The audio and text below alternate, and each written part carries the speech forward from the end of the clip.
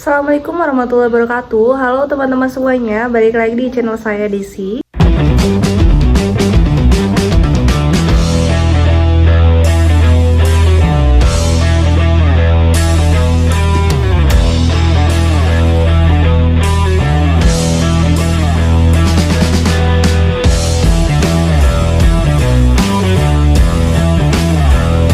Ya, saya akan menceritakan bagaimana pengalaman saya mengikuti seleksi CPNS di tahun 2019 kemarin, tips dan triknya seperti apa, dan juga bagaimana manajemen waktunya, karena saat itu juga saya sambil bekerja. Sebelumnya saya mengucapkan selamat dulu nih ke teman-teman yang hari ini sudah pengumuman administrasi tanggal 3 Agustus dan dinyatakan lolos. Selamat dan tetap dijaga kesehatannya ya terutama, dan juga konsistensinya dalam belajar, mengatur waktu belajarnya agar nanti bisa mendapatkan hasil yang maksimal bahkan sampai penetapan NIP nantinya ya.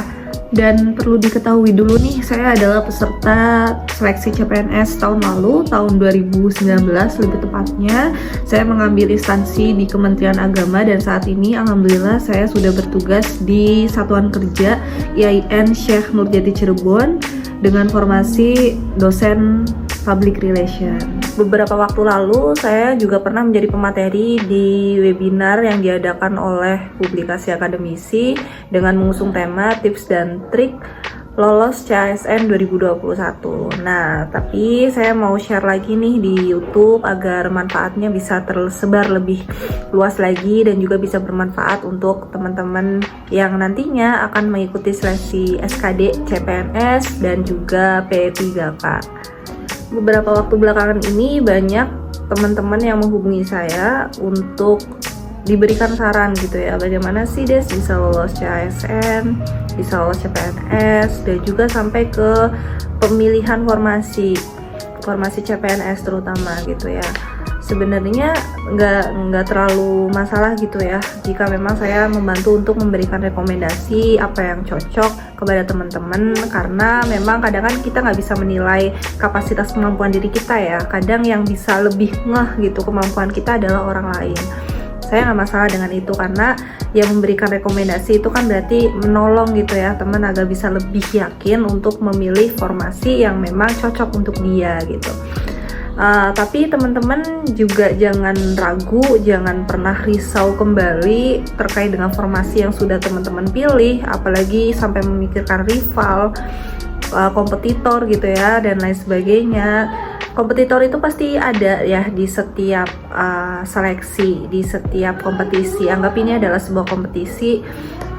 Hanya ada beberapa formasi yang nantinya akan terpilih, teman-teman nggak usah perlu ragu akan hal itu karena itu kan faktor eksternal. Yang paling penting adalah internal dari diri teman-teman sendiri agar lebih yakin dengan formasi yang teman-teman pilih, dan ya manfaatkan waktu sekarang untuk bisa belajar gitu ya. Jadi jangan fokus ke faktor eksternal yang ada di sekitar teman-teman ya, termasuk dengan kompetitor, soalnya itu nanti akan seperti apa.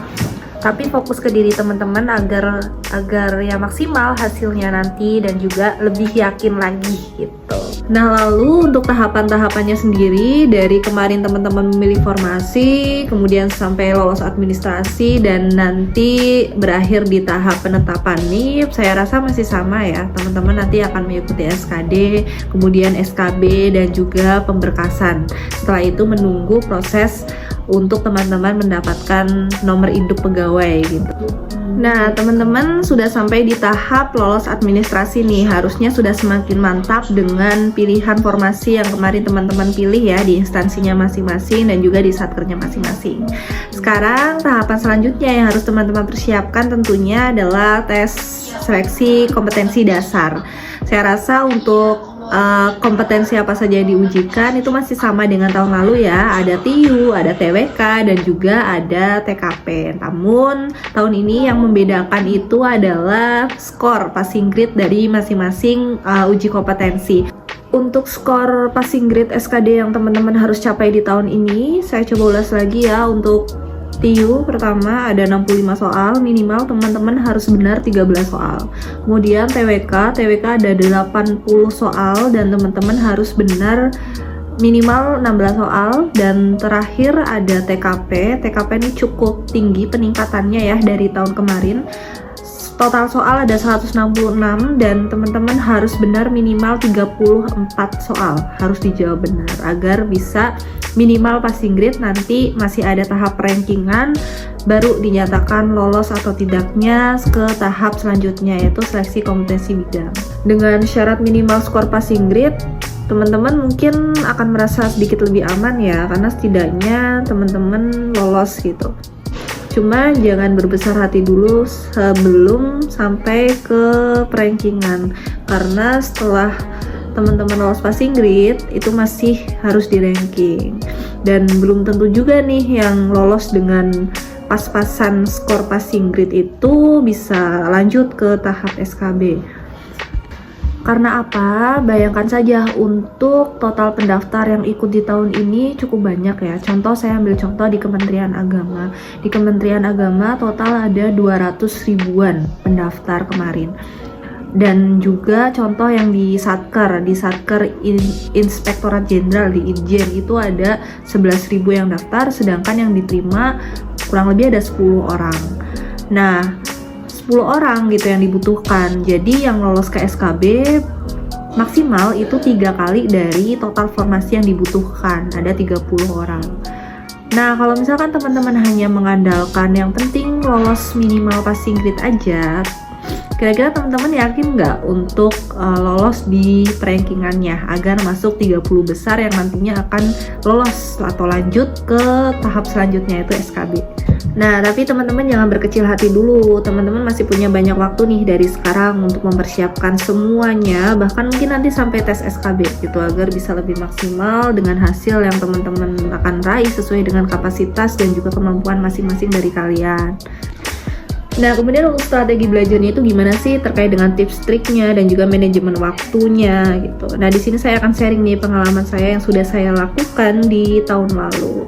Saya tidak menyamaratakan, tidak mengeneralisasikan bahwa cara saya ini adalah cara yang paling benar, karena masing-masing dari kita nih sebagai peserta pasti punya strateginya sendiri-sendiri, punya struggle-nya sendiri-sendiri agar bisa memanfaatkan waktu dan peluang yang ada gitu. Karena saya yakin kapasitas waktu belajar saya dulu bisa jadi beda nih dengan kapasitas waktu belajar teman-teman gitu ya. Mungkin nanti bisa diadaptasi, bisa disesuaikan dengan cara teman-teman. Pertama, update. Sebelumnya saya harus memastikan dulu bahwa waktu itu saya telah mengikuti segala bentuk informasi yang paling update terkait dengan seleksi CPNS yang waktu itu saya ikuti, baik itu secara instansi di Kementerian Agama, kemudian juga Satker saya sendiri di HIN Syahnur Jati Cirebon. Nah, karena waktu itu masih awal, kita saat ini juga sama ya, masih di tahap SKD, maka saya rasa semua formasi, semua instansi itu fokusnya sama, yaitu di pengerjaan soal untuk SKD.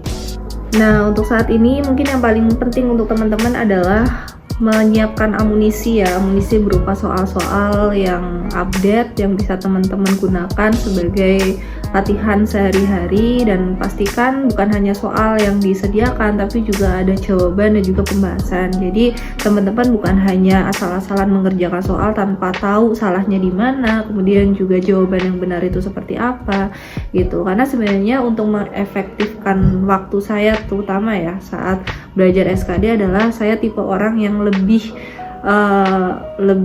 prefer untuk memahami jawaban daripada hanya berkutat dengan soal-soal gitu. Selain itu, teman-teman juga bisa belajar dari konten audiovisual, terutama di media sosial YouTube misal contohnya. Tahun lalu saya banyak belajar juga dari para konten kreator di YouTube yang kebetulan mereka juga peserta SKD CPNS di tahun-tahun sebelumnya.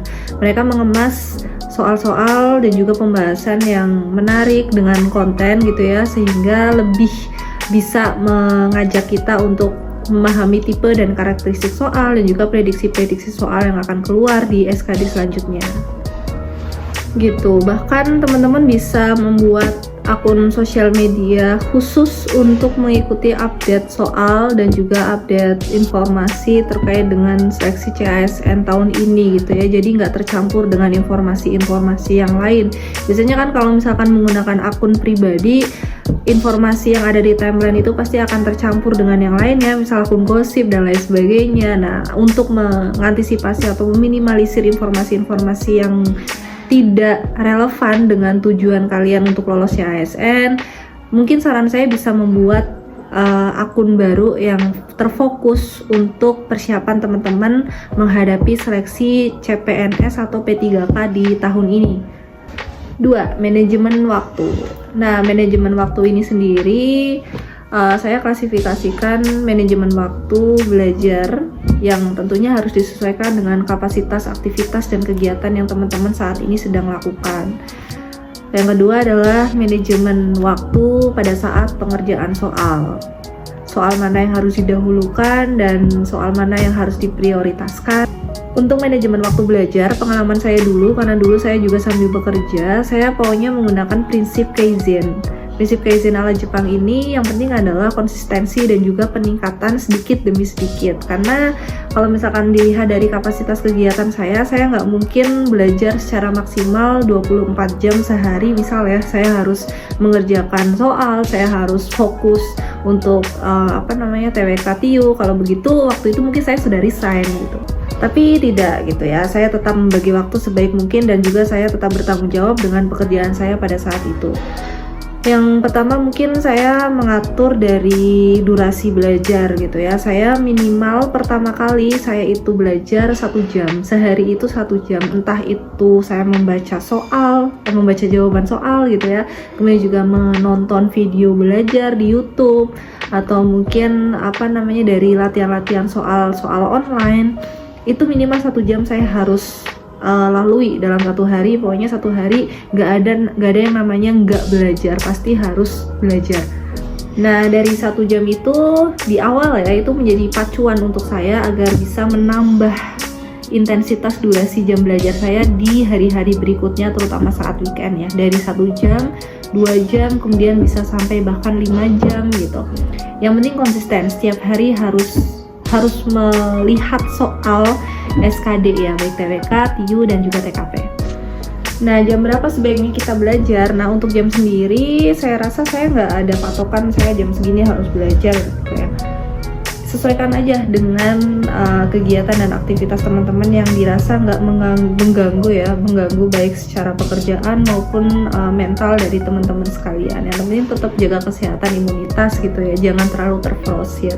Kalau misalkan nggak sanggup setelah pulang kerja ya nggak usah dilakukan gitu. Anda bisa melakukan di pagi harinya, atau mungkin kebalikannya, Anda bisa melakukan setelah jam kerja atau pada saat malam hari, atau bahkan jam istirahat kerja pun bisa teman-teman gunakan untuk belajar gitu ya. Yang penting 1 hari konsisten untuk melihat soal SKD. Nah, kemudian bagaimana manajemen waktu pada saat proses pengerjaan soal. Nah, kalau misalkan berdasarkan tahun lalu, saya lihat dari tipe soalnya itu lebih banyak soal implementatif ya. Soal yang sifatnya implementatif maksudnya adalah soal yang memang diambil dari kejadian-kejadian yang sering kita temui di kehidupan sehari-hari sebagai warga negara dan juga isu-isu kontemporer terkini terkait dengan kenegaraan. Kemudian kita klasifikasikan jawaban yang paling tepat itu yang mana. Kalau misalkan soal TIU sebenarnya sih nggak terlalu rumit, asal kita bisa memanage waktunya agar tepat aja. Karena ekspektasi saya di tahun lalu soal TIU itu berisi soal-soal yang memang membutuhkan rumus, hafalan rumus gitu ya. Kemudian kita aplikasikan berdasarkan soal yang waktu itu disajikan, ternyata enggak. Lebih banyak soal-soal yang sifatnya itu penalaran gitu ya, soal-soal penalaran, kemudian juga perbandingan seperti itu. Kalau misalkan teman-teman tipe orang yang suka membaca dalam jumlah kata yang banyak gitu, teman-teman bisa mengerjakan dari TKP terlebih dahulu ya. Kurang lebih ada 166 soal. Teman-teman bisa mengerjakan dari situ dulu, karena TKP ini kan tidak ada jawaban benar dan salah ya. Semuanya itu memiliki skor 1-5, tergantung dari karakteristik kepribadian teman-teman masing-masing. Nah, waktu yang dibutuhkan untuk teman-teman menyelesaikan semua soal itu adalah 90 menit. Kalau dihitung-hitung dari total soalnya, berarti per soal itu harus dikerjakan 54 detik. Saya rasa dari soal-soal terpanjang yang saya temui pada saat tes SKD tahun lalu, teman-teman bisa menggunakan waktu sekitar 5-10 detik untuk membaca soal. Kemudian lanjut lagi maksimal 10 detik untuk melihat jawaban, dan teman-teman punya kapasitas waktu untuk berpikir jawaban yang tepat itu 34 detik. Kalau misalkan selama kurang lebih 34 detik misalnya teman-teman cukup lama nggak menemukan jawaban, tinggal saja, anggap saja itu soal sulit yang nanti teman-teman bisa kerjakan di akhir gitu. Ya, teman-teman nggak perlu ada stopwatch ya, karena nggak boleh juga bawa HP. Diperkirakan saja detik demi detiknya. Aku rasa kalau misalkan di TIU bisa cepet lah kalau misalkan teman-teman menemui soal-soal yang mudah, tinggal lirik jawabannya langsung ketemu, pasti bisa menyimpan banyak waktu untuk kemudian digunakan di soal-soal berikutnya. Untuk meyakinkan teman-teman apakah kemudian tiap jawaban yang teman-teman pilih itu betul dan di akhir kemudian mendapatkan minimal skor passing grade, kalau yang tahun lalu saya lakukan, saya pasti akan melakukan checklist tiap soal yang saya anggap yakin betul jawabannya gitu ya, di kertas coret-coretan gitu. Saya akan checklist apakah kemudian misal di soal TWK saya sudah mendapatkan minimal soal betul sebanyak 13 soal. Kalau misalkan sudah 13, oke, saya yakin tinggal menambah lagi agar nggak minimal skor passing grade banget gitu. Seperti itu. Sebagian dari teman-teman pasti sudah tahu gambaran CAT itu seperti apa ya, baik dari pengalaman SKD tahun lalu sebelumnya atau mungkin dari latihan-latihan online soal, contohnya salah satunya yang disediakan oleh BKN. Kurang lebih tampilannya seperti itu. Jadi akan ada tampilan jam pengerjaan di layar masing-masing teman-teman. Sering-sering aja lihat sisa waktu yang teman-teman punya untuk bisa menyelesaikan semua soal gitu, agar teman-teman bisa lebih memanage waktu dengan baik dan memaksimalkan waktu untuk mengerjakan soal agar hasilnya lebih maksimal. Ketiga, membuat rangkuman. Nah, untuk ketersediaan rangkuman di sini sendiri, ya saya balikin lagi ke teman-teman apakah butuh atau tidak gitu. Kalau tahun lalu sih saya menggunakan catatan ya, rangkuman untuk pegangan saya sehari-hari, karena nggak menutup kemungkinan juga soal-soal yang nanti akan keluar sifatnya adalah hafalan gitu. Misalkan kayak kapan BPUPKI itu berdiri, kemudian tanggal berapa sidang pertama Pancasila gitu. Itu kan pasti butuh hafalan dan perlu untuk dicatat agar kita tidak asing dengan soal-soal yang seperti itu. Kalau misalkan teman-teman bukan tipe orang yang suka mencatat atau suka merangkum dengan tulisan sendiri, teman-teman nggak usah khawatir gitu ya. Sekarang banyak banget kok layanan-layanan belajar ya, baik itu dari buku atau dari online yang memang menyediakan rangkuman belajar untuk teman-teman bisa pelajari dan bisa jadi pegangan teman-teman untuk bisa dibaca gitu untuk materi-materi hafalan. Tapi yang jelas ketersediaan rangkuman atau catatan milik teman-teman sendiri itu akan banyak sekali keuntungannya sebenarnya ya, baik itu untuk kalian sendiri, kalau misalkan amit-amitnya nih nggak lolos ya bisa digunakan untuk seleksi selanjutnya atau bisa dihibahkan ke saudara atau mungkin ke teman-teman yang lain ya, bisa jadi amal jariah. Dan kalau misalkan bisa disimpan untuk teman-teman sendiri ya, itu bisa menjadi kenang-kenangan histori perjuangan teman-teman untuk bisa menjemput impian menjadi PNS gitu. Keempat, ketahui peningkatan belajar. Selanjutnya adalah ketahui peningkatan dari nilai-nilai latihan soal yang teman-teman ikuti ya. Contohnya dari tryout yang teman-teman ikuti dari minggu ke minggu atau dari bulan pertama ke bulan kedua atau bahkan setiap hari. Kalau misalkan teman-teman ikut tryout, lihat peningkatannya. Kalau misalkan saya sendiri dulu saya membuat tabel peningkatan belajar untuk SKD ya, baik itu di TWK, TIU, dan juga TKP saya klasifikasikan sendiri-sendiri. Dari situ saya akan lebih paham kira-kira selama ini saya kurangnya itu di uji kompetensi yang mana nih, atau apakah TWK atau TIU atau TKP. Kalau misalkan teman-teman ternyata beberapa hari atau beberapa kurun waktu kebanyakan kok di TIU nih yang rendah contohnya, itu teman-teman bisa lebih meningkatkan intensitas waktu belajar untuk tes TIU itu sendiri gitu. Jadi bisa lebih fokus dengan uji kompetensi yang menurut teman-teman masih kurang gitu ya. Dilihat dari nilai-nilai ambang batas passing grade tryout SKD yang selama ini teman-teman ikuti. Nah, itu tadi adalah 4 hal teknis yang mungkin teman-teman bisa adaptasi untuk persiapan tes SKD yang akan teman-teman lalui selanjutnya gitu ya. Apapun yang terjadi, yang penting pertama teman-teman harus set mindset gitu ya, bahwa segala sesuatu yang nantinya akan dihasilkan oleh teman-teman itu adalah bergantung dari perjuangan teman-teman yang sudah dimulai, mungkin bukan dari saat ini tapi dari awal pemilihan formasi di waktu-waktu sebelumnya. Nah, kemudian secara spiritualitas nih, teman-teman juga harus semakin dimantapkan lagi ya. Bagi teman-teman yang muslim, tetap dijaga sholat 5 waktunya, ditambah dengan sholat-sholat hajat dan juga sunnah. Jangan lupa sedekah juga, agar bisa mendapatkan ridho dan restu selain dari orang tua juga dari Allah Subhanahu wa Ta'ala gitu ya. Jadi selain ikhtiar, kita juga harus bertawakal. Terima kasih sudah menonton video saya sampai akhir. Itu dia tadi tips dan trik dari pengalaman saya mengikuti seleksi CPNS tahun 2019. Semoga bisa bermanfaat untuk teman-teman semuanya. Jangan lupa like, komen, dan subscribe. Kira-kira video apa lagi ya yang teman-teman butuhkan di konten video saya selanjutnya. Terima kasih, semoga lolosnya ASN untuk PNS dan juga P3K tahun 2021. Sampai jumpa, wassalamualaikum warahmatullahi wabarakatuh.